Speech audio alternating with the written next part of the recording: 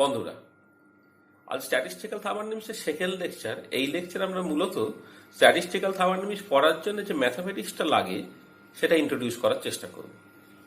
Classical থার্মোডাইনামিক্সের third লেকচারে আমরা কিছু ম্যাথামেটিক্স নিয়ে কথাবার্তা বলেছিলাম, যেগুলো মূলত ক্লাসিক্যাল থার্মোডাইনামিক্স পড়ার জন্য যে ম্যাথামেটিক্স লাগে সেটা। স্ট্যাটিস্টিক্যাল থার্মোডাইনামিক্সে ওই ম্যাথামেটিক্সটা তো লাগবেই, অথবা ওটাকে আমাকে মাথায় রাখতেই হবে। তার সঙ্গে সঙ্গে আরো কিছু অ্যাডিশনাল ম্যাথামেটিক্স যেটা ইউজুয়ালি ক্লাসিক্যাল থার্মোডাইনামিক্স পড়তে গিয়ে লাগে না, সেটাও এখানে আমরা আলোচনা করে নেওয়ার চেষ্টা করব। আমরা প্রবাবিলিটি এবং স্ট্যাটিস্টিক্স নিয়ে কিছু কথাবার্তা বলবো। তার মধ্যে ডিসক্রিট প্রবাবিলিটির কনসেপ্ট থাকবে, কন্টিনিউয়াস প্রবাবিলিটির কনসেপ্ট থাকবে। আমরা ভ্যারিয়েন্স বা স্ট্যান্ডার্ড ডেভিয়েশন নিয়ে কথাবার্তা বলবো। আমরা পারমুটেশন কম্বিনেশন নিয়ে কথাবার্তা বলবো, কারণ পারমুটেশন বা কম্বিনেশন এই প্রিন্সিপালগুলো আমাদের কাজে লাগবে ম্যাক্সওয়েল বোলজম্যান বা ফেরমি ডিরাক বা বোস-আইনস্টাইন ডিস্ট্রিবিউশন করার জন্য যে স্টার্টিং ইকুয়েশন অর্থাৎ ডব্লিউর এক্সপ্রেশন বা থার্মোডাইনামিক ওয়েটের এক্সপ্রেশন, সেটাকে বের করার জন্য। আমরা আরো যে দু একটা জিনিস পড়বো, সেটা হচ্ছে এই যে যেহেতু আমরা হিউজ নাম্বার অফ পার্টিকেলস নিয়ে ডিল করবো, সেই জন্য অনেক সময় কিছু অ্যাপ্রক্সিমেশন দরকার পড়ে। স্টার্লিং অ্যাপ্রক্সিমেশন হলো সেরকমই একটা অ্যাপ্রক্সিমেশন, যেটা খুব লার্জ নাম্বার তার ফ্যাক্টোরিয়াল, সেটাকে অ্যাপ্রক্সিমেট করতে কাজে লাগবে। এছাড়া আমরা ফাইনালি যেটা পড়বো, যে যখন পার্টিশন ফাংশন লিখতে হয় তখন ইউজুয়ালি আমরা সামেশন ফর্মে লিখি। সেই সামেশনকে ইন্টিগ্রেশনে লিখতে গেলে ইউজুয়ালি জাস্ট না বুঝেই সামেশনকে ডিরেক্টলি ইন্টিগ্রেশনে ট্রান্সফর্ম করে দেওয়া হয়, কিন্তু অ্যাকচুয়ালি তার কোনো সিস্টেম, তার একটা সিস্টেমেটিক অ্যাপ্রোচ থাকা উচিত। সেইখান থেকে আমরা অয়েলার ম্যাক্সওয়েল সামেশন ফর্মুলা এবং পয়সন সামেশন ফর্মুলা পড়বো, এবং তার সঙ্গে সঙ্গে এইগুলোকে কোথায় কিরকম ভাবে কাজে লাগানো হচ্ছে প্রত্যেকটার একটা একটা করে এক্সাম্পল দেওয়ার চেষ্টা করবো। Mathematics for statistical thermodynamics. Classical mechanics such as Newton's equation of motion সেটা ম্যাক্সিমাম দুটো পার্টিকেলকে ট্যাকেল করতে পারে। দুইয়ের বেশি পার্টিকেল হয়ে গেলে করসপন্ডিং ডিফারেন্সিয়াল ইকুয়েশনটাকে আর এক্স্যাক্টলি সলভ করা যায় না। ইভেন ইফ আমরা যখন সূর্যকে কেন্দ্র করে পৃথিবী ঘুরছে এরকম একটা বড় প্রবলেমকেও আলোচনা করি, সেখানে কিন্তু জাস্ট পার্টিকেলের সংখ্যা দুটো, একটা হচ্ছে সূর্য আর একটা হচ্ছে পৃথিবী। কিন্তু স্ট্যাটিস্টিক্যাল থার্মোডাইনামিক্স একটা মূল ফিলোসফি, সেখানে বলা হচ্ছে যে কোন একটা particular thermodynamic system is consist of huge number of particles, যেগুলোকে আমরা ইউজুয়ালি মলিকুলস বলতে পারি। তো যখনই পার্টিকেলের সংখ্যা হিউজ হয়ে গেল, তখন এই টোটাল সিস্টেমটার জন্য একটা ডিফারেন্সিয়াল ইকুয়েশন তৈরি করে সেটাকে এক্স্যাক্টলি সলভ করা, যেটা ক্লাসিক্যাল মেকানিক্স এর মূল ফিলোসফি, সেভাবে আমরা করতে পারবো না। আমরা যেটা করতে পারি যে ইন্ডিভিজুয়াল পার্টিকেলস এর জন্য নিউটনস ইকুয়েশন অফ মোশন আমরা ইউজ করতে পারি, বা ক্লাসিক্যালি সেগুলোকে ট্রিট করতে পারি, বা ইভেন কোয়ান্টাম মেকানিক্যালি সেগুলোকে ট্রিট করতে পারি। কিন্তু দিনের শেষে ওই ইন্ডিভিজুয়াল পার্টিকেল বা ইন্ডিভিজুয়াল মলিকুলগুলোর প্রপার্টিগুলোকে পেয়ে সেখান থেকে একটা সাম কাইন্ড অফ অ্যাভারেজিং করতে হবে, এবং সেই অ্যাভারেজিং এর জন্যই আমাকে কিছু অ্যাজাম্পশন, অ্যাপ্রক্সিমেশন ইত্যাদি ইত্যাদি নিতে হবে, কিছু ম্যাথামেটিক্যাল টুল ইউজ করতে হবে। এবং যে ইম্পর্টেন্ট ম্যাথামেটিক্যাল টুলটা আমার অবশ্যই লাগবে সেটা হচ্ছে প্রবাবিলিটি অর স্ট্যাটিস্টিক্স। আচ্ছা, প্রবাবিলিটি জিনিসটা কি? প্রবাবিলিটি মানে বেসিক্যালি সম্ভাবনা তত্ত্ব, যেখানে বলা হচ্ছে যে ধরা যাক একটা কয়েন টস করা হচ্ছে। তো কয়েন যদি টস করা হয়, আমি জানি হেড বা টেল পড়বে, কিন্তু এক্স্যাক্টলি হেড পড়বে না টেল পড়বে সেটা আলটিমেট এক্সপেরিমেন্টে হয়ে যাওয়ার আগে পর্যন্ত আমি বলতে পারছি না। বা একই রকম ভাবে লুডোর যে ছক্কা, সেটা যখন আমি জাস্ট রোল করলাম, সেখান থেকে 1 থেকে 6 যে কোনো একটা ইন্টিজার আসতে পারে, কিন্তু এক্স্যাক্টলি কোনটা আসবে সে সম্বন্ধে কিন্তু আমি কোনো কথাবার্তা আগে থেকে বলতে পারছি না। তাহলে এই ধরনের সিচুয়েশনে আমাকে প্রবাবিলিটি নিয়ে কথাবার্তা বলতে হবে। এই যে টস করা যে ব্যাপারটা আর কি, বা ফ্লিপিং অফ এ কয়েন, এগুলোকে বলা হচ্ছে ইভেন্ট, এবং সেখান থেকে যে আউটপুটটা পাওয়া গেল বা রেজাল্টটা পাওয়া গেল তাকে বলা হচ্ছে আউটকাম।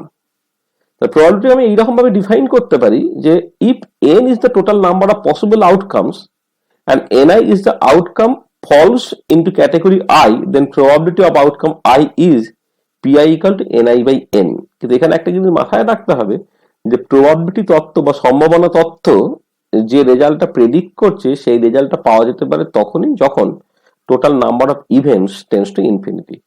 অর্থাৎ আমি probability of occurring a particular result P I, সেটাকে আমি এইরকম ভাবে ডিফাইন করব, limit n tends to infinity ni by n।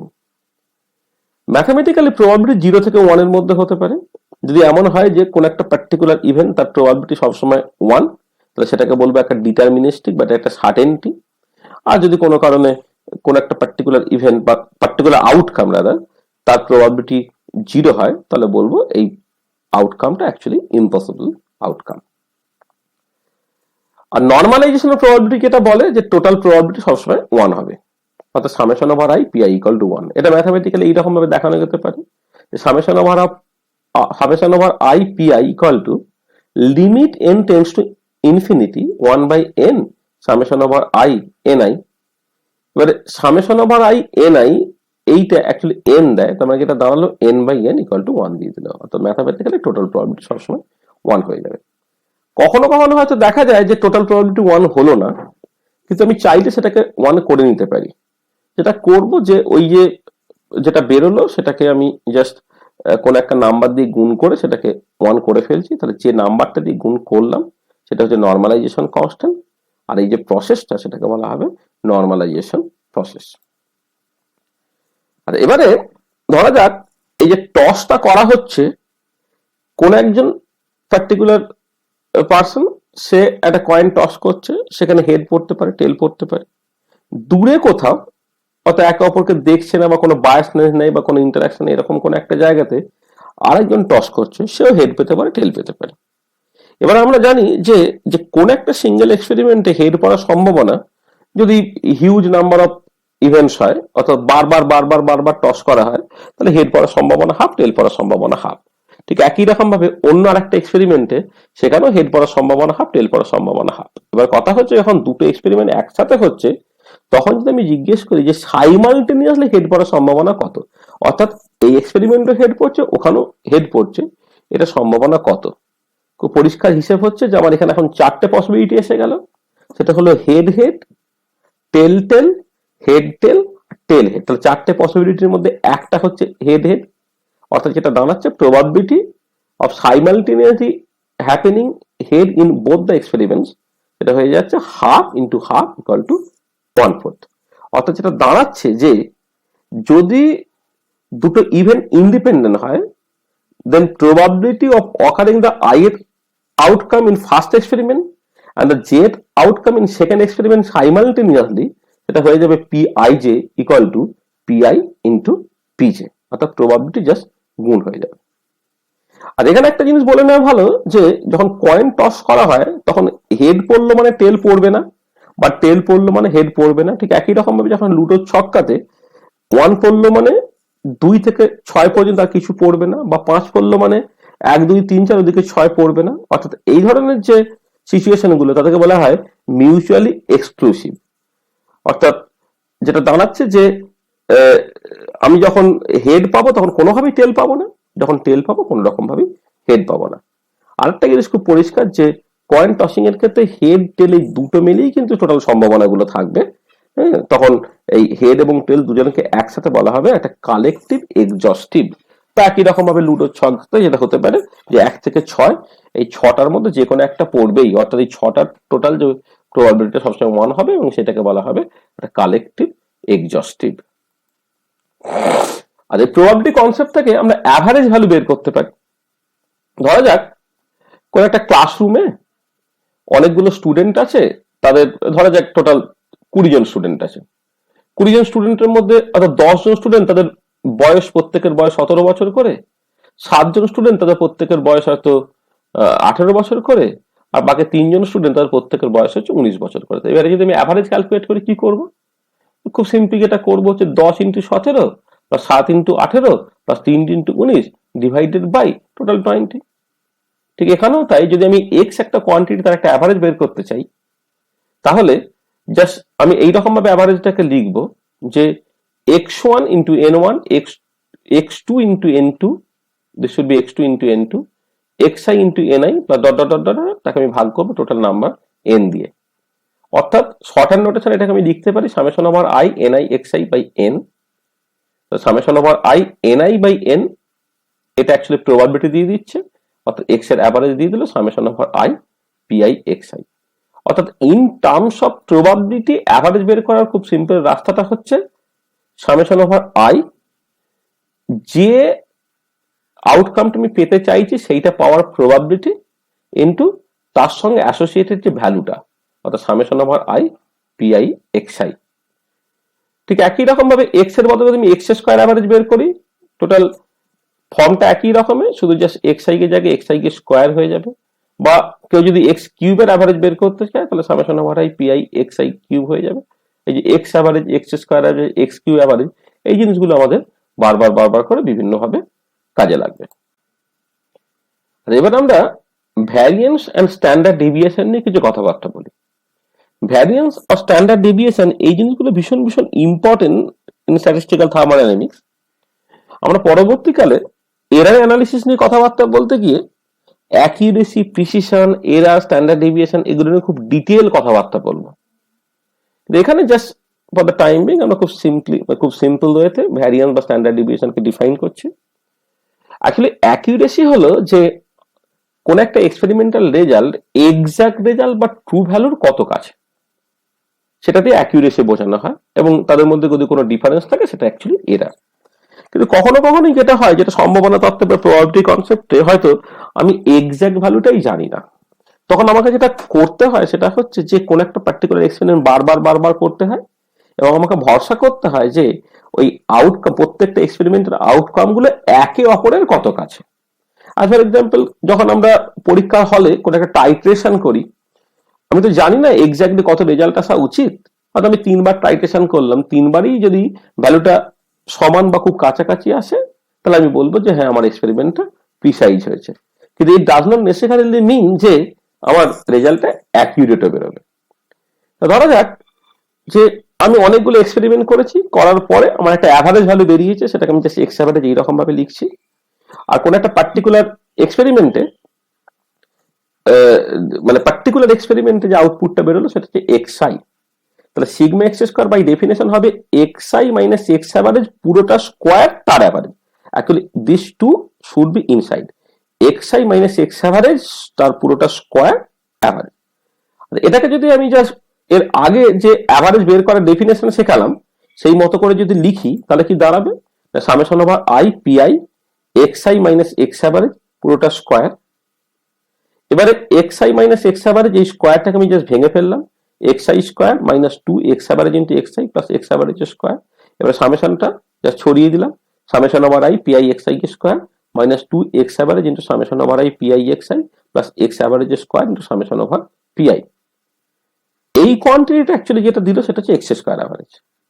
এই কোয়ান্টিটি যেটা দিল সেটা বেসিক্যালি এক্স অ্যাভারেজ, আর এটা হচ্ছে নর্মালাইজেশন প্রবাবিলিটির জন্য 1 দিয়ে দিল। অর্থাৎ যেটা দাঁড়াচ্ছে এখান থেকে পেলাম X square average minus 2 into X average, আর একটা এক্স অ্যাভারেজ থেকে হয়ে গেল minus 2 X average square plus যেটা দাঁড়াচ্ছে এক্স অ্যাভারেজ স্কোয়ার।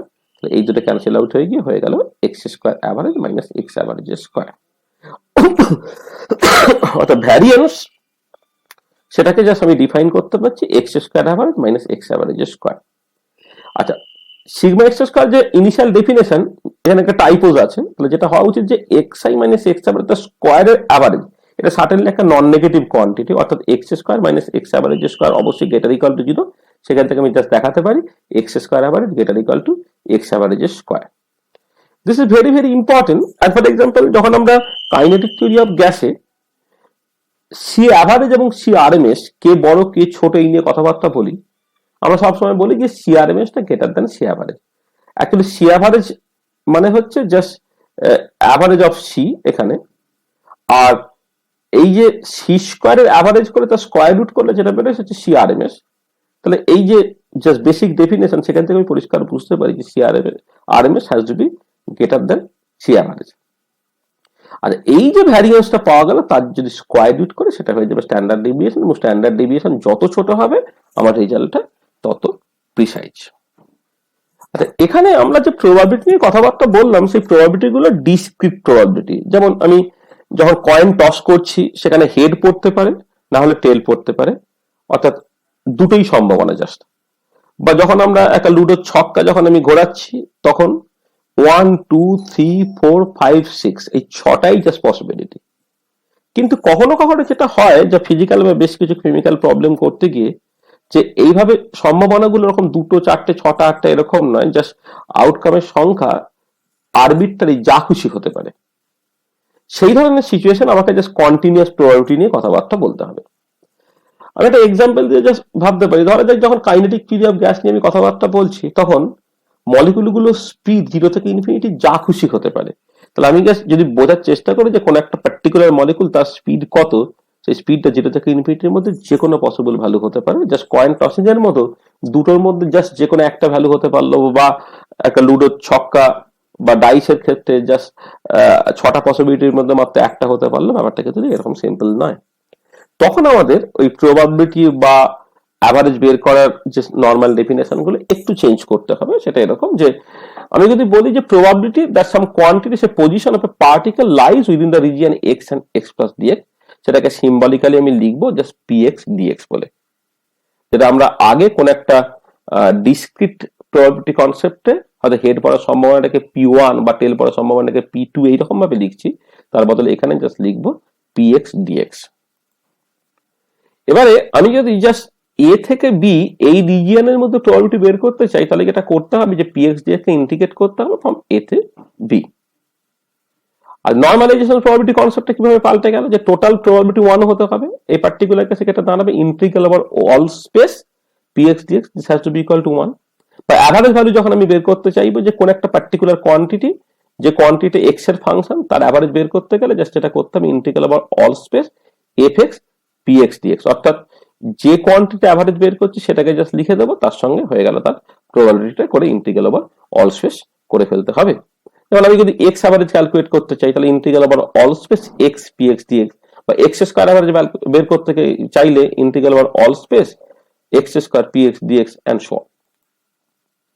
এবং এই যে প্রবাবিলিটি কনসেপ্টটা আমাদের ভীষণ ভীষণ কাজে লাগে জাস্ট কাইনেটিক থিওরি অফ গ্যাসে। According to kinetic theory of gas, molecules can have a random and chaotic motions with an arbitrary speed ranging from 0 to infinity. এবার আমরা একটা কোশ্চেন জাস্ট জিজ্ঞেস করতে পারি যে what is the probability of finding molecule having speed within the range C and C plus dc. এখানে চলে এলো কন্টিনিউয়াস প্রবাবিলিটি কনসেপ্টটা। বিজ্ঞানী ম্যাক্সওয়েল তার স্পিড ডিস্ট্রিবিউশন ফর্মুলাতে এই প্রশ্নের সদুত্তর দিয়েছেন, যেটা জাস্ট এরকম দেখতে হয় PCDC equal to 4 pi M by 2 pi Katie to the power 3 C square to the power minus M C square by 2 KT into DC. এটা গ্রাফিক্যালি এখানে রিপ্রেজেন্ট করা হয়েছে। এই সম্বন্ধে আমরা ডিটেলে পরে আলোচনা করব। ঠিক একই রকম ভাবে যদি আমি এরকম একটা কোশ্চেন্স করি যে what is the probability of finding molecule having kinetic energy within the range epsilon epsilon plus D epsilon, যেটা মাথায় রাখতে হবে যে according to kinetic theory of gas মলিকুলগুলোর স্পিড যদি 0 থেকে ইনফিনিটি যে কোনো আরবিট্রারি স্পিড হতে পারে, তাহলে এনার্জি বা কাইনেটিক এনার্জিও যা খুশি হতে পারে। তাহলে জাস্ট এই যে প্রশ্নটা, সেই প্রশ্নটা সদুত্তর ম্যাক্সওয়েল কাইনেটিক এনার্জি ডিস্ট্রিবিউশন থেকে পাওয়া যাবে, যেটা বলছে যে probability of finding molecules having kinetic energy within the range epsilon epsilon plus D epsilon, যেটাকে রিপ্রেজেন্ট করব পি এপসাইলন ডি এপসাইলন, সেটা হবে 2 pi 1 over pi Katie to the power 3 root over of epsilon to the power minus epsilon by kT D epsilon, যেটা graphically এইভাবে represent করা হয়েছে, যেটা নিয়ে আমরা ডিটেলে পরে আলোচনা করব। আবার ঠিক একই রকম ভাবে যদি এরকম একটা কোশ্চেন্স করি যে what is the probability of finding molecules having kinetic greater than a certain threshold, অর্থাৎ লেটস সে এপসাইলন প্রাইম বা তার থেকে বেশি এনার্জিতে কতগুলো মলিকুলস আছে, তাহলে যেটা করবো যে এই যে পুরো জিনিসটাকে আমি জাস্ট ইন্টিগ্রেট করে দেবো এপসাইলন প্রাইম থেকে ইনফিনিটি। যেমন আমি জাস্ট বলেছিলাম যদি পিএক্স ডিএক্স হচ্ছে probability of finding molecules having within the range X and X plus dx হয়, তাহলে এ থেকে বি এর মধ্যে পাওয়ার প্রবাবিলিটি পেতে গেলে এ থেকে বি পর্যন্ত ইন্টিগ্রেট করে দিতে হয়। এখানেও ঠিক একই রকম ভাবে এপসাইলন প্রাইম থেকে ইনফিনিটি পর্যন্ত আমাকে ইন্টিগ্রেট করতে হবে। এগুলোকে নিয়ে আমরা ডিটেলে পরে আলোচনা করব।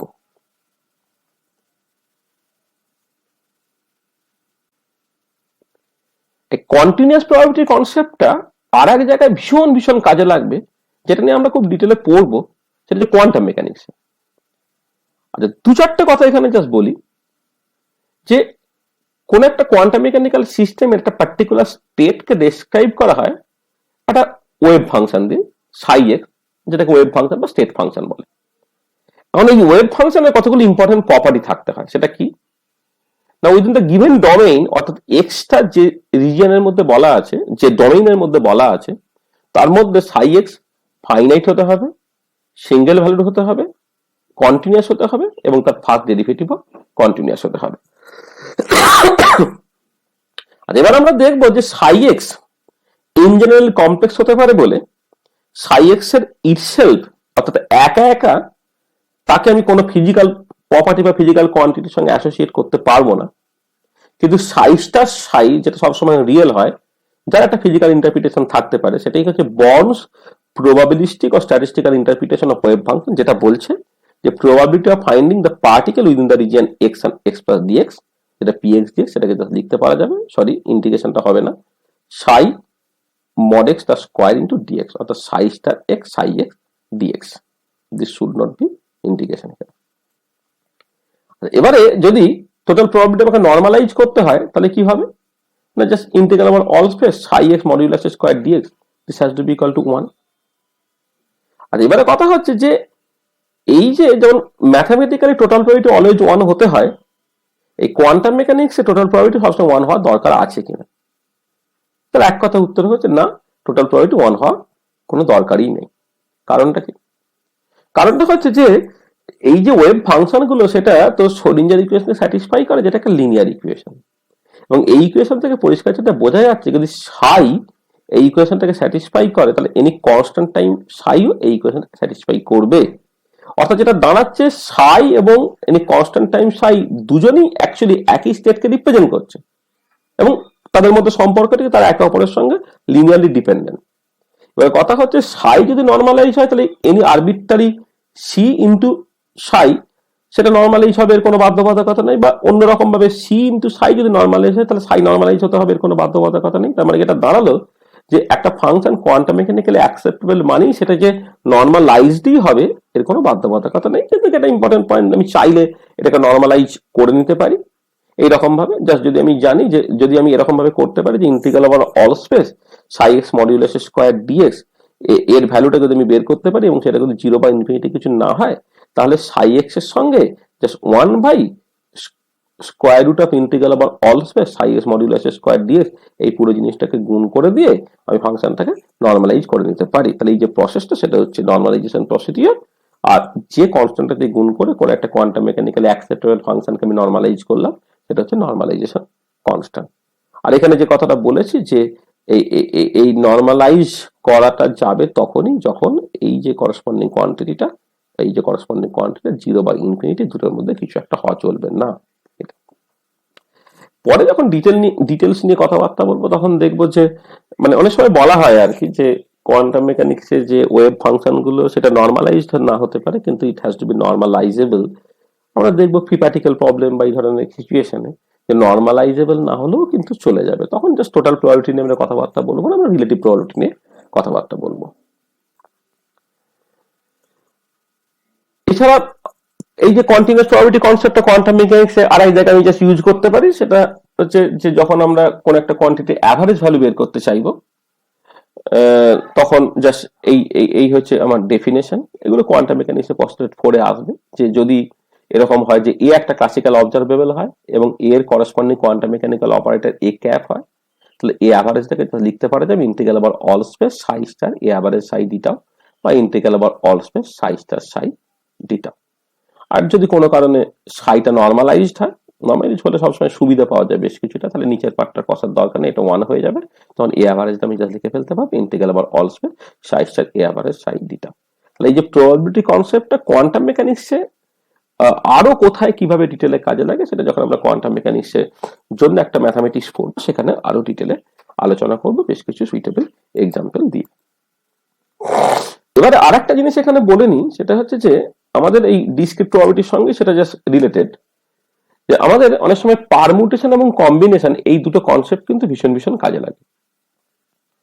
আমি যদি পারমুটেশনের যে ফর্মুলা দুটো, পারমুটেশন এবং কম্বিনেশনের ফর্মুলা দুটোকে বুঝে নেওয়ার দরকার পড়ে, যখন আমি অর্ডারিং নিয়ে কোনো কথাবার্তা বলছি না তখন জাস্ট এনটা অবজেক্ট থেকে আরটাকে নিয়ে যদি পারমিউট করা হয় তাহলে সেটা হবে npr, যেটা n factorial by n minus R factorial.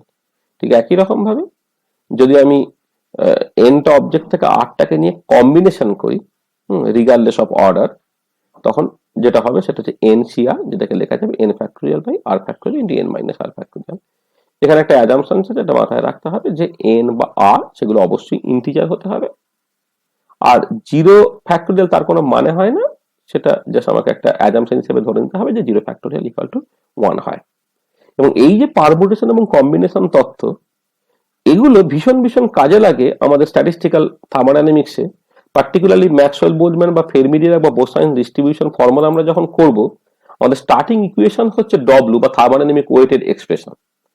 Classical identical particle যারা ডিস্টিংগুইজেবল, যাদেরকে বলে বোলজোনস, তারা ম্যাক্সওয়েল বোলম্যান স্ট্যাটিস্টিক্স ওবে করে, এবং তাদের জন্য যে স্টার্টিং ডব্লিউর এক্সপ্রেশনটা যেটা আমরা এই কম্বিনেশন তত্ত্ব থেকে বের করতে পারি, যেটা n factorial pi over i g i to the power n i by n i factorial. এখানে just total number of particles n, n আইটা হচ্ছে জাস্ট একটা particular energy level, i th energy level, সেখানে কতগুলো particles আছে এবং সেই energy লেভেলের ডিজেনারেসি হচ্ছে জিআই। ঠিক একই রকম কোয়ান্টাম আইডেন্টিক্যাল পার্টিকেলস ইনডিস্টিংগুইজেবল এবং তাদের ক্ষেত্রে কিন্তু ওভারঅল ওয়েভ ফাংশনটা সিমেট্রিক হয়, অর্থাৎ বোসনস যদি হয়, যে বোস আইনস্টাইন স্ট্যাটিস্টিক্স ওবে করে, তার জন্য জাস্ট থার্মোডাইনামিক ওয়েটের এক্সপ্রেশন হচ্ছে এটা। একই রকমের ফেরমিয়ন যদি হয়, যারা কোয়ান্টাম আইডেন্টিক্যাল পার্টিকেল ইনডিস্টিংগুইজেবল এবং তাদের অ্যান্টিসিমেট্রিক ওয়েভ ফাংশন আছে, তারা পাউলিজ এক্সক্লুশন প্রিন্সিপাল ওবে করে, তারা ফার্মি ডিরাক ডিস্ট্রিবিউশন বা ফার্মি ডিরাক স্ট্যাটিস্টিক্সটা ওবে করে, তার জন্য ডব্লিউর এক্সপ্রেশন হচ্ছে এইটা। অর্থাৎ এই যে ডব্লিউর মানে ম্যাক্সওয়েল বোলজম্যান বা ফেরমি ডিরাক বা ম্যাক্সওয়েল বোলজম্যান বা বোস আইনস্টাইন বা ফেরমি ডিরাক ডিস্ট্রিবিউশন ফর্মুলাগুলোকে জাস্ট ডিরাইভ করার জন্য ডব্লিউর এক্সপ্রেশন লাগবে, এবং ডব্লিউর এক্সপ্রেশনটা আমরা কিন্তু এই আমরা কম্বিনেশন বা পারমুটেশন প্রিন্সিপাল থেকে বের করতে পারি। আর একটা জিনিস যেটা আমাদের ভীষণ ইম্পর্টেন্ট, সেটা স্টার্লিং অ্যাপ্রক্সিমেশন। আমরা এর আগে এই যে ডব্লিউর এক্সপ্রেশন গুলো দেখলাম, সেখান থেকে পরিষ্কার দেখতে পাচ্ছি যে ভীষণ বড় একটা নাম্বার, সেটা ক্যাপিটাল এন হতে পারে বা স্মল এন হতে পারে, they are of the order of Avogadro number, তার ফ্যাক্টোরিয়াল নিয়ে আমাকে জাস্ট ট্রিট করতে হয়। এবার এটা ইম্পর্টেন্ট যে খুব লার্জ নাম্বারের ফ্যাক্টোরিয়াল সেটাকে ট্যাকেল করা খুব অসুবিধে। মানে প্রথম কথা, আমরা এরপরে আসবো যে যদি কখনো কোনো একটা ফ্যাক্টোরিয়াল কোয়ান্টিটি ডেরিভেটিভ করতে হয়, সেটা কিভাবে করতে হয় সেটা আমরা জানি না, সেটা একটা non trivial issue. Not only that, আমাদের ক্যালকুলেটর বা কম্পিউটার খুব লার্জ নাম্বারের ফ্যাক্টোরিয়াল এত বড় একটা অ্যাস্ট্রোনমিক্যাল নাম্বার হয়ে যায়, সেটাকে ট্যাকেল করা খুব সমস্যা হয়। তখন আমাকে কিছু অ্যাপ্রক্সিমেশন ইউজ করতে হয়, যেটাই বেসিক্যালি স্টার্লিং অ্যাপ্রক্সিমেশন। খুব সিম্পল জাস্ট এক্সপ্রেশনটা এরকম যে ln n ফ্যাক্টোরিয়ালকে আমি জাস্ট লিখতে পারি n ln n minus n, বা এটা কি ঘুরিয়ে লেখা আছে n factorial equal to n by e to the power n। এই যে অ্যাপ্রক্সিমেশনটা, এটা ভ্যালিড তখনই যখন নাম্বার অফ পার্টিকেলস হিউজ। আচ্ছা, সেটা আমরা আসছি যে এই অ্যাপ্রক্সিমেশনটা কতটা এক্সটেন্টে ঠিকঠাক। তার আগে আমরা যে কাজটাকে করে নিচ্ছি যে এই এল এর এন ফ্যাক্টোরিয়ালটা যে N L N minus N এরকম হতে পারে, সেটাকে অ্যাপ্রক্সিমেটলি দেখাচ্ছে এইরকম ভাবে যে এল এন এন ফ্যাক্টোরিয়াল, এখানে এন ফ্যাক্টোরিয়াল মানে 1 2 3 করে আপ টু এন পর্যন্ত প্রোডাক্ট হবে। এবার আমরা জানি যে logarithmic of X Y equal to log X plus log Y, সেই প্রিন্সিপালকে কাজে লাগিয়ে এই লগারিদমিকটা আমি লিখতে পারি ln 1 plus ln 2 plus ln 3 dot dot dot করে প্লাস ln n পর্যন্ত। তাহলে এই যেহেতু অনেকগুলো সাম, সেটাকে যা শর্ট হ্যান্ড নোটেশনে summation over k equal to 1 to n ln k এইরকম ভাবে জাস্ট লিখতে পাচ্ছি। এই সামেশনটাকে রাফলি একটা ইন্টিগ্রেশনে কনভার্ট করে ফেললাম, integral 1 to n ln x dx, এবং সেই ইন্টিগ্রেশনটাকে করে ফেললে এটা দাঁড়াচ্ছে ln n factorial to n ln n minus n plus 1। এবং n যদি খুব বড় হয়, এই 1টা আমরা জাস্ট সিম্পলি নেগলেক্ট করতে পারি, তাহলে ln n ফ্যাক্টোরিয়াল হয়ে গেল n ln n minus n। আর এবারে আমি বিভিন্ন n এর জন্য জাস্ট দেখতে চাইছি যে এই অ্যাপ্রক্সিমেশনটা কতটা ভ্যালিড। n এর ভ্যালু 1 থেকে আপ টু 150 পর্যন্ত যাচ্ছে। এখানে ln n ফ্যাক্টোরিয়ালের ভ্যালু বের করা হয়েছে, ln n মাইনাস n ফ্যাক্টোরিয়ালের ভ্যালু বের করা হয়েছে, এবং পার্সেন্টেজ অফ এরার বের করা হয়েছে। যেটা পরিষ্কার যে প্রথম দিকে যখন এনটা খুব ছোট, তখন এরারটা কিন্তু হিউজ, কিন্তু সেই এরারটা গ্র্যাজুয়ালি কমছে। ইভেন এন যখন 150 হয়ে গেল, এরারটা 0.52% হয়ে গেল। তার মানে বোঝা যায় যদি অ্যাভোগাড্রো নাম্বার অফ মলিকুলস হয়ে যায়, তাহলে কিন্তু এরারটা নেগলিজিবলি স্মল।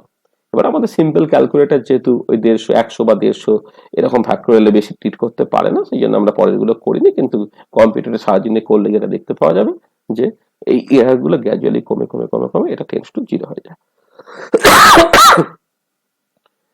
আচ্ছা, এবারে যেহেতু বোঝা গেল যে অন্ততপক্ষে যখন এনটা ছোট, তখন এই পার্সেন্টেজ অফ এরারটা বেশ বেশি, সেই জন্য স্টার্লিং অ্যাপ্রক্সিমেশন যেটা বলে দেওয়া হয়েছে ln n factorial n ln minus n, এইটাকে জাস্ট কিছুটা মডিফাই করা হয়েছে, যে মোর অ্যাকিউরেট এক্সপ্রেশন যেটা বলছে যে ln n factorial to n ln n minus n, তার সঙ্গে বেশ কিছু কিছু কিছু কিছু কারেকশন টার্মস আছে, এবং এই কারেকশন টার্মগুলো যদি আমরা নিই, তাহলে দেখবো যে জিনিসটা আস্তে আস্তে ছোট হচ্ছে। আসলে প্রথম লিডিং কারেকশনটা নিয়েই চলে, কারণ পরের কারেকশন গুলো পরিষ্কার দেখতে পাচ্ছি 1/n বা 1/n কিউব বা 1/n টু দি পাওয়ার এরকম ভাবে যাচ্ছে। n যদি খুব বড় হয়ে যায় তাহলে পরের টার্ম গুলো নেগেটিভলি স্মল হয়ে যাবে। নেক্সট যে জিনিসটা আমরা এখানে যে জিনিসটা একটু বুঝে নিই সেটা হচ্ছে যে এই যে স্টার্লিং অ্যাপ্রক্সিমেশনটা করলাম, সেই স্টার্লিং অ্যাপ্রক্সিমেশনটা কোথায় আমার কাজে লাগতে পারে। আমরা লাস্ট ক্লাসে যেটা বলেছিলাম যে ইকুইলিব্রিয়াম থার্মোডাইনামিক প্রপার্টিটা কন্ট্রোল হবে মোস্ট ডমিনেটিং কনফিগারেশন দিয়ে। আর মোস্ট ডমিনেটিং কনফিগারেশন কি না, একটা কনফিগারেশন যার জন্য থার্মোডাইনামিক ওয়েট ডব্লিউটা হচ্ছে ম্যাক্সিমাম। তো ডব্লিউ যদি আমাকে ম্যাক্সিমাইজ করতে হয় তাহলে জাস্ট বেসিক্যালি যেটা করতে হবে mathematically, summation over I del W by del N, del W by del NI into DNI, this has to be equal to 0। তবে যেটা দাঁড়াচ্ছে ডব্লিউ ডেরিভেটিভ করতে হচ্ছে উইথ রেসপেক্ট টু এন বা এনআই, কিন্তু ডব্লিউর এক্সপ্রেশনে জাস্ট এনআইটা আছে এনআই ফ্যাক্টোরিয়াল হিসেবে।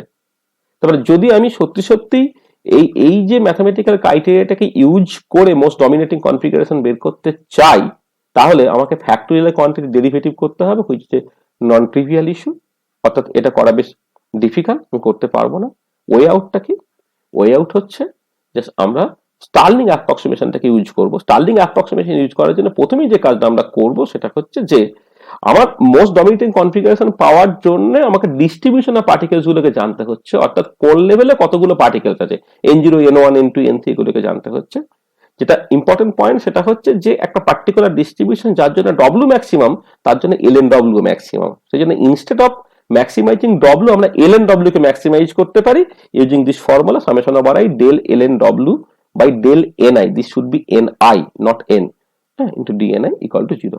তো যখনই আমি জাস্ট এই ডব্লিউ তার লগারিদমিক নিয়ে নেব তখন ln ni ফ্যাক্টোরিয়াল বা ln n capital n factorial এই ধরনের টার্মস গুলো আসবে।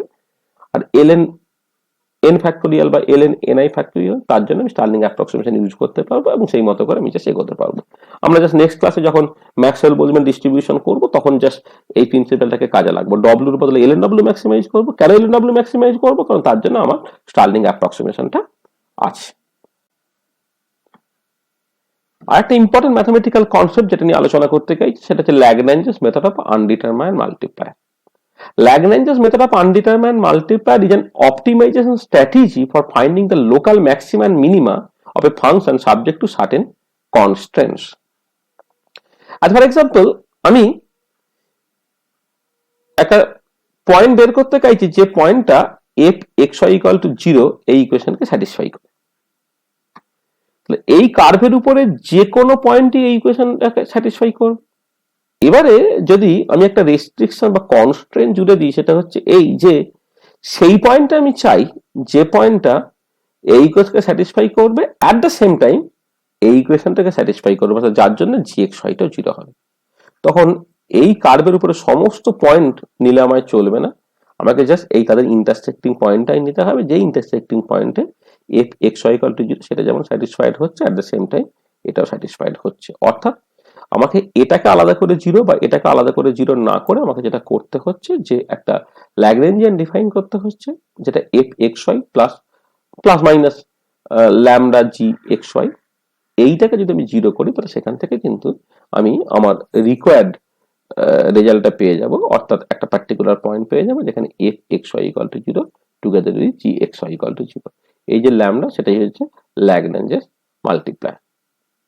এবং যদি আমি স্পেসিফিক ভ্যালুজ অফ ল্যামডা চাই তার জন্য আমাকে এক্সট্রা কোনো কন্ডিশন দিয়ে দেওয়া হবে, যেটা এক্সপেরিমেন্টাল কোনো একটা রেজাল্ট হতে পারে বা কোনো একটা ম্যাথমেটিক্যাল রিকোয়ারমেন্ট হতে পারে, সেইখান থেকে যে সেই পার্টটা আমি করে ফেলতে পারবো। তাহলে এবার একটু ফিরে আসি যে to find the value of X and Y for which f(xy) is maximum, অর্থাৎ f(xy) ম্যাক্সিমাম সেটা আমি জাস্ট বের করতে চাইছি subject to the constant gxy = 0। তখন আমাকে যেটা করতে হবে we have to solve the equation del x by del l by del x plus del l by del y = 0। আর এটা আরেকটু ক্লিয়ারলি বোঝার জন্য আমরা এক্সাম্পলে আসি। ধরা যাক আমি একটা মোস্ট ডমিনেটিং কনফিগারেশন খুঁজে পেতে চাইছি, সেটা মানে বোলজনস হতে পারে বা বোসনস হতে পারে বা ফেরমিয়নস হতে পারে। আমার ডব্লিউর এক্সপ্রেশন দেওয়া আছে। আমরা আগেই বলেছিলাম যে আমরা ডব্লিউ কে ম্যাক্সিমাইজ করাও যায়, ln ডব্লিউ কে ম্যাক্সিমাইজ করাও যায়। তাই তাহলে যদি আমি চাই ln ডব্লিউ কে ম্যাক্সিমাইজ করতে তাহলে এটা দাঁড়াবে summation over I del ln w by del ni into dni equal to 0. This should be ni. তাহলে এই কন্ডিশনটা স্যাটিসফাই করলেই আমি just set of values of ni পেয়ে যাব, যার জন্য ln w বা w টা ম্যাক্সিমাইজ হয়ে যাবে এবং একটা মোস্ট ডমিনেটিং কনফিগারেশন ফিরে পাবো। কিন্তু যখন আমি এই ni গুলোকে আমার মতো করে পাল্টাবো, তখন দুটো ইম্পর্টেন্ট রেস্ট্রিকশনস আছে যেটা আমাকে মাথায় রাখতে হবে, কারণ we are in a particular macro state, যে ম্যাক্রো স্টেটে total number of particle, volume এবং টোটাল এনার্জি কনস্ট্যান্ট। আচ্ছা, ভলিউম যদি কনস্ট্যান্ট হয়ে যায় তাহলে প্রত্যেকটা লেভেলে যে এনার্জি এপসাইলন আই যেগুলো সেগুলো কনস্ট্যান্ট হয়ে যায়। অর্থাৎ আলটিমেটলি এটা দাঁড়াচ্ছে যে total number of particle summation over I, total number of particle সেটা কনস্ট্যান্ট হবে, অর্থাৎ summation over I DNI equal to 0 হবে। আর টোটাল এনার্জি সেটাও কনস্ট্যান্ট হবে, অর্থাৎ summation over i epsilon DNI equal to 0 হবে। তার মানে এটা দাঁড়াচ্ছে যে আমাকে এই কন্ডিশনটা স্যাটিসফাই করতে হবে সাবজেক্ট টু দিস কনস্ট্রেন্টস। এটাকে করা যেতে পারে by Lagrange undetermined multiplier method, যেটা বলবে যে summation over I del ln w by del ni into dni plus এখানে alpha into summation over dni minus beta into summation over i epsilon dni equal to 0। অর্থাৎ এইটাই হচ্ছে একটা constraint variations করা। এখানে আলফা আর বিটা হচ্ছে আনডিটারমাইন্ড multiplier, alpha এবং bitter value কোনো ফিজিক্যাল রিকোয়ারমেন্ট থেকে বা কোনো একটা এক্সপেরিমেন্টাল রেজাল্ট থেকে আমাকে বের করে ফেলতে হবে। আমরা দেখবো পরবর্তীকালে আলফাটা যে টোটাল নাম্বার অফ পার্টিকেল যে কনস্ট্যান্ট সেখান থেকে আলফা বেরিয়ে যাবে, বিটা যেটা 1/kT হিসেবে বেরোবে, যেটা ম্যাক্রোস্কোপিক সিস্টেমের সাথে মাইক্রোস্কোপিক সিস্টেম তাদের কানেকশন এন্ট্রপিক থ্রু দিয়ে বা ইন্টারনাল থ্রু দিয়ে যখন নিয়ে আসবে তখন বিটাটা অটোমেটিক্যালি 1/kT হিসেবে অ্যাপিয়ার করবে, যেটা আমরা পরের লেকচারে খুব ভালো করে দেখবো। তারপরে এটা দাঁড়াচ্ছে যে যখন আমাকে কনস্ট্যান্ট ভেরিয়েশন করতে হবে তখন কিন্তু ল্যাগরেঞ্জেস মেথড অফ আনডিটারমাইন্ড মাল্টিপ্লায়ার একটা ভীষণ ইম্পর্টেন্ট রোল প্লে করবে। লাস্ট যে ম্যাথমেটিক্যাল কনসেপ্ট নিয়ে আমরা আলোচনা করব সেটা হচ্ছে যে কি করে সামেশন থেকে ইন্টিগ্রেশন ইন্টারকনভার্সন করা হয়। এই সামেশন থেকে ইন্টারকনভার্সন আমরা জাস্ট না বুঝে অনেক সময় র্যান্ডামলি করে ফেলি, কিন্তু সেটার একটা সিস্টেমেটিক অ্যাপ্রোচ আছে। এখানে আমরা ডিটেলে আসবো না, আমরা দুটো সামেশন ফর্মুলা নিয়ে এখানে কথাবার্তা বলবো। একটা হচ্ছে ওয়েলার ম্যাক্সওয়েল সামেশন ফর্মুলা আর একটা পয়সন সামেশন ফর্মুলা। ধরা যাক আমার এরকম একটা সামেশন আছে, summation over k equal to 1 to n-1 into f k. সেটাকে আমি যখন ইন্টিগ্রেশনে কনভার্ট করি, যা ডিরেক্টলি ইন্টিগ্রাল 0 থেকে n fx ds এইটুকু করে দিলে হবে না, তার সঙ্গে বেশ কিছু কারেকশন টার্মস আসবে। প্রথম correction terms minus f0 plus fn/2, অর্থাৎ ফাংশনের ভ্যালুটা জাস্ট আমাকে লোয়ার লিমিট এবং হায়ার লিমিটে বসিয়ে 2 দিয়ে ভাগ করতে হবে, এবং তার সঙ্গে কিছু কিছু কনস্ট্যান্ট যা কিছু কারেকশন টার্মস আসবে। এই বি গুলোকে বলা হয় বার্নৌলিস নাম্বার, এবং বার্নৌলিস নাম্বারে কতগুলো ভ্যালু এখানে বলে দেওয়া আছে, এবং তার সঙ্গে সঙ্গে কিছু small exponentially small correction terms আছে। এটা দাঁড়াচ্ছে যে যদি নেক্সট অনওয়ার্ডস আমাকে কোনো একটা সামেশন করতে হয়, শুধুমাত্র ইন্টিগ্রেশনটা লিখে দেবো না, তার সঙ্গে কারেকশন টার্মস গুলোকে আমরা জাস্ট নেব যদি দরকার পড়ে। কখনো কখনো দেখা যাবে যে কারেকশন টার্মস গুলো এতটা আনইম্পর্টেন্ট হয়ে পড়বে, এগুলো নেওয়ার দরকার পড়ে না। এটা একটা এক্সাম্পল দিয়ে আমার কাছে বোঝা পড়ে। আর এই যে এক্সপোনেনশিয়াল স্মল টার্ম গুলো, সেগুলো অ্যাকচুয়ালি কি, সেগুলোকে ইনকর্পোরেট করা হয় বেসিক্যালি পয়সন সামেশন ফর্মুলা দিয়ে। পয়সন সামেশন ফর্মুলারও আমি ডিটেলের মধ্যে যাচ্ছি না। পয়সন সামেশন ফর্মুলা অ্যাকচুয়ালি এটা করে যে একটা equation that relates the Fourier series coefficients of the periodic summations of a function to values of the function's continuous Fourier transform. সেটা নিয়ে ডিটেলে যাচ্ছি না, এটা বুঝতে এখন অসুবিধা হবে, এটা জাস্ট পরপর করে আসবো আমরা। জাস্ট এই ফর্মুলাটা জাস্ট মনে রেখে দেওয়ার দরকার, বা মনে রাখারও দরকার, এটা ইন্টারনেটে পাওয়া যাবে বা কোনো একটা বইয়ে পাওয়া যাবে, যেটা বলছে কি summation over n equal to minus infinity থেকে প্লাস ইনফিনিটি fn। এই সামেশনটা যদি করতে হয় তাহলে সেটা আমি লিখবো summation over k equal to minus infinity থেকে ইনফিনিটি ইন্টিগ্রাল মাইনাস ইনফিনিটি থেকে infinity fx e to the power minus 2 pi i k dx। This is the continuous Fourier transform.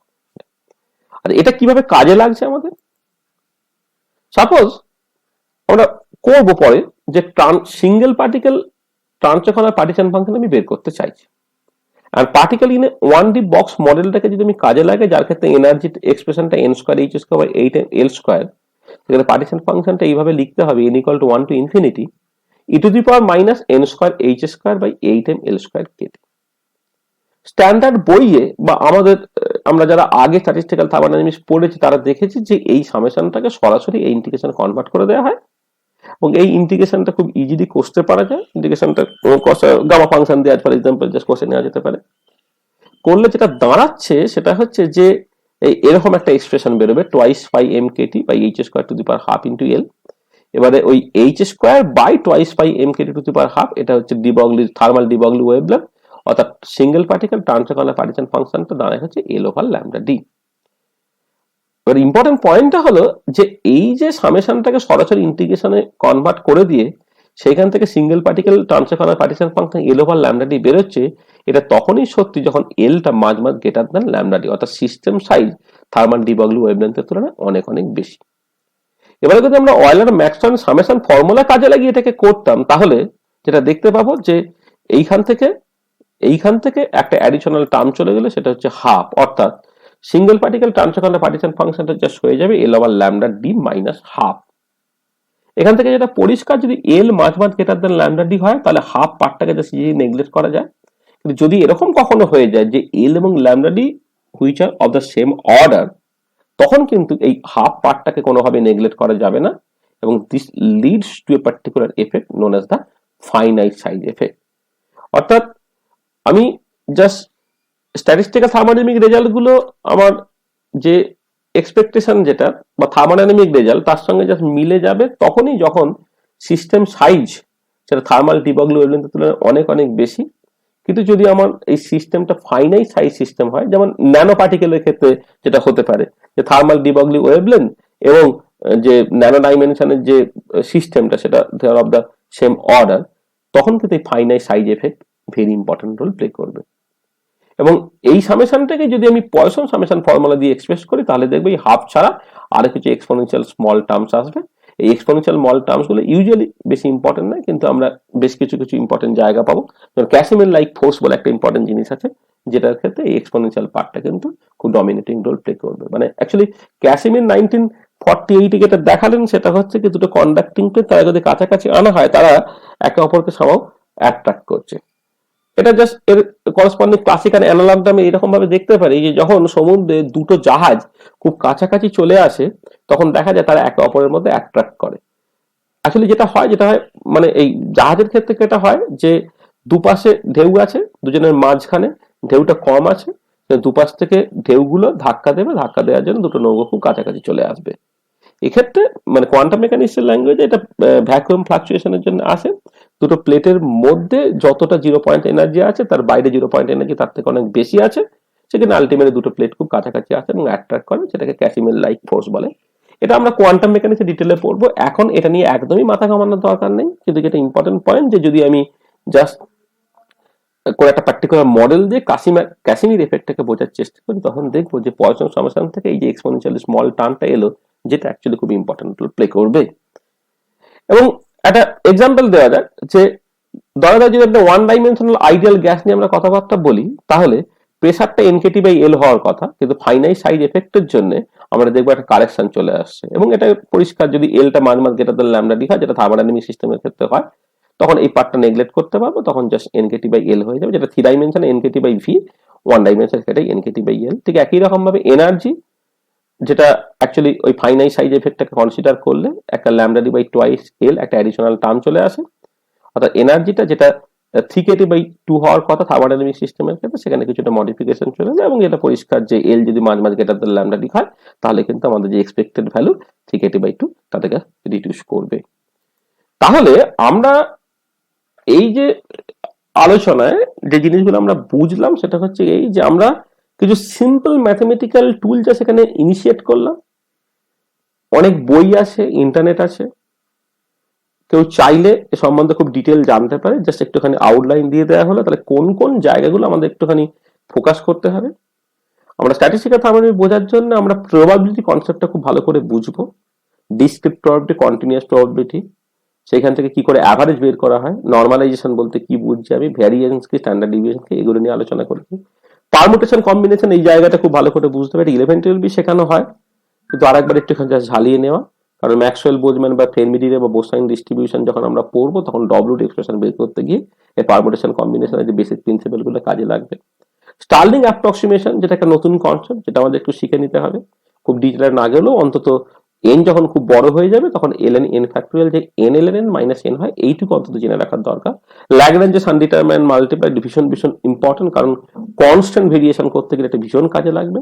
R Euler Maxwell বা poison summation formula, এটা অনেকে হয়তো না জানতেও পারে, কারণ আমরা নর্মালি থার্মোডাইনামিক সিস্টেম নিয়ে কথাবার্তা বলি বলে, যেখানে ফাইনাইট সাইজ এফেক্ট যখন ইম্পর্টেন্ট হবে না, তখন জাস্ট অয়েলার ম্যাক্সওয়েল বা পয়সন সামেশন ফর্মুলা না জেনেও জাস্ট সামটাকে ডিরেক্টলি ইন্টিগ্রেশনে কনভার্ট করে আমি আমাদের রিকোয়ার্ড জিনিসপত্রগুলো পেয়ে যেতে পারি। কিন্তু কেউ যদি একটু ডিটেলে আর প্রিসাইজলি এবং ঠিক ঠিক করে পড়তে চায়, তাহলে অয়েলার ম্যাক্সওয়েল বা পয়সন সামেশন ফর্মুলা দুটো সে জানলে ভালো। তাহলে আজকের আলোচনা আমরা এখানেই জাস্ট শেষ করছি। নেক্সট ডে আমরা এই যে ম্যাথমেটিক্যাল টুলগুলো শিখে নিলাম এবং তার আগের ক্লাসে যে বেসিক কনসেপ্টগুলো শিখেছিলাম, তার উপরে বেস করে আমরা বোলম্যান হাইপোথিসিস নিয়ে কিছু কথাবার্তা বলবো, যেটা ভীষণ ইম্পর্টেন্ট, যেখানে ম্যাক্রোস্কোপিক সিস্টেমের সাথে মাইক্রোস্কোপিক সিস্টেম বা মাইক্রোস্কোপিক পিকচারের সঙ্গে ম্যাক্রোস্কোপিক পিকচারের জাস্ট কানেকশন আনা হয়, থার্মোডাইনামিক ওয়েভ ডব্লিউর সঙ্গে এনট্রপি কানেকশন আনা হয়, যেটা ভীষণ ভীষণ ভীষণ ভীষণ ইম্পর্টেন্ট। আর তার সঙ্গে যেটা করবো যদি সময় পারমিট করে, সেটা হচ্ছে যে অন্তত পক্ষে একটা ডিস্ট্রিবিউশন ফর্মুলা, ম্যাক্সওয়েল বোলম্যান ডিস্ট্রিবিউশন ফর্মুলাটা যে কনসেপ্টগুলো শিখেছি তার বেসিসে করে ফেলার চেষ্টা করব। আজকে এই পর্যন্তই থাকলো।